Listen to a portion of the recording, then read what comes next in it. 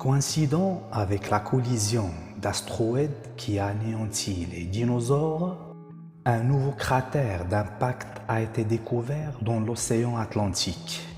Bien qu'il s'agisse d'un corps d'impact beaucoup plus petit que l'astéroïde Chicxulub qui a causé l'extinction des dinosaures, son existence même nous oblige à étudier la possibilité de plusieurs collisions au cours de la dernière période du Crétacé. Il y a 66 millions d'années, avant le Crétacé et le Paléogène, la collision de l'astéroïde Chicxulub a provoqué l'un des événements d'extinction les plus importants de l'histoire de la Terre. C'est l'extinction des dinosaures qui est le plus grand événement de collision confirmé. Bien que des objets dangereux d'environ 50 mètres de diamètre entrent en collision avec la Terre environ tous les 900 ans, et ceux de plus d'1 kilomètre qui provoquent des conséquences régionales ou mondiales catastrophiques environ tous les millions d'années, seul un petit pourcentage des effets de ces impacts à hypervitesse ont été découverts ou préservés et il existe près de 200 cratères confirmés sur Terre. Étant donné que la majeure partie de la surface de la Terre, actuellement 71%, est recouverte d'eau, il est logique que les cratères d'impact marin constituent la majorité des cratères sur Terre. Cependant, seuls 15 à 20 cratères d'impact à hypervitesse ont été découverts dans les mers, dont la plupart se trouvent dans les mers continentales peu profondes. Et la plupart d'entre eux sont maintenant exposés à terre et seulement partiellement préservés. Maintenant, les scientifiques ont trouvé des preuves d'un cratère d'impact d'astéroïdes sous l'océan Atlantique Nord de 8,5 km de large, enterré à 300 à 400 mètres sous le niveau de la mer, à 400 km au large des côtes de la Guinée, en Afrique de l'Ouest.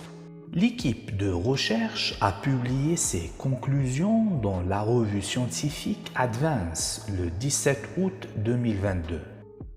Le communiqué de presse publié sur le site web de l'université Heriot-Watt à Édimbourg au Royaume-Uni indique que l'équipe pense que le cratère a été causé par un astéroïde de 400 mètres de large entrant en collision avec la Terre il y a environ 66 millions d'années, à peu près au même moment où l'astéroïde Chicxulub a frappé la Terre et anéanti les dinosaures. Cependant, ils devront creuser dans le fond marin et collecter des échantillons pour prouver leur théorie.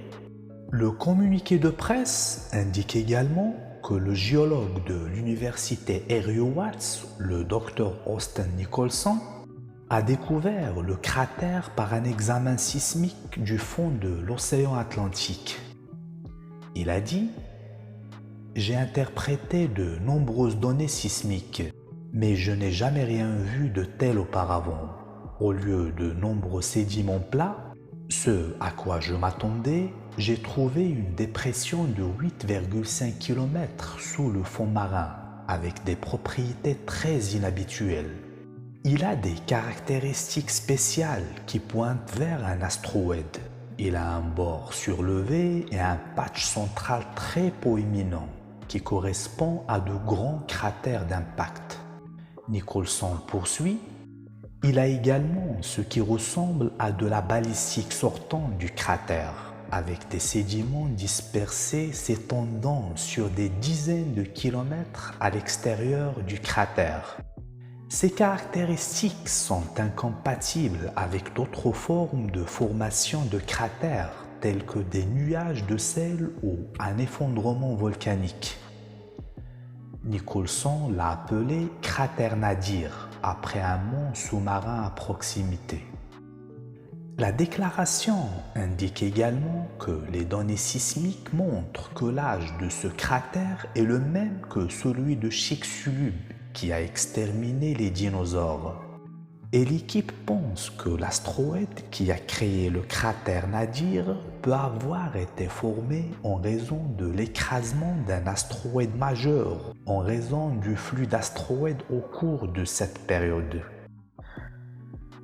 Bien qu'il s'agisse d'un astéroïde beaucoup plus petit que l'astéroïde Chicxulub qui a causé l'extinction des dinosaures, son existence même nous oblige à étudier la possibilité de plusieurs collisions au cours de la dernière période du Crétacé.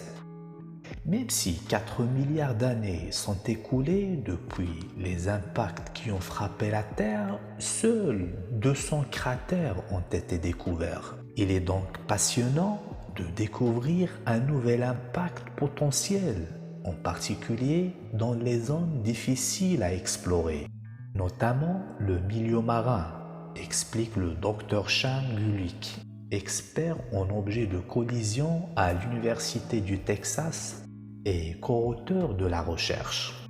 Le communiqué de presse note que les scientifiques ont utilisé des simulations informatiques pour déterminer le type de collision qui s'est produite et les effets possibles.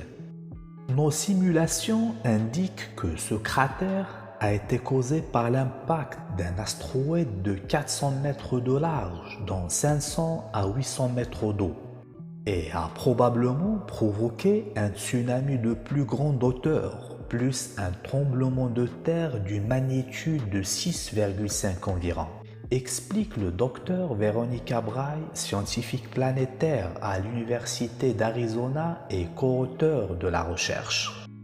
Les chercheurs disent que les données sismiques leur permettent de construire un cadre pour l'âge approximatif du cratère et de son environnement ancien. Et ils utilisent des modèles numériques pour simuler l'événement de la collision et tester si la géométrie du cratère est compatible avec elle. Ils combinent également des observations sismiques et des résultats de modèles pour construire un modèle hypothétique de la formation de cratères et des conséquences environnementales potentielles d'un tel événement, en tenant compte de l'association de cette collision potentielle avec d'autres événements terrestres du même âge.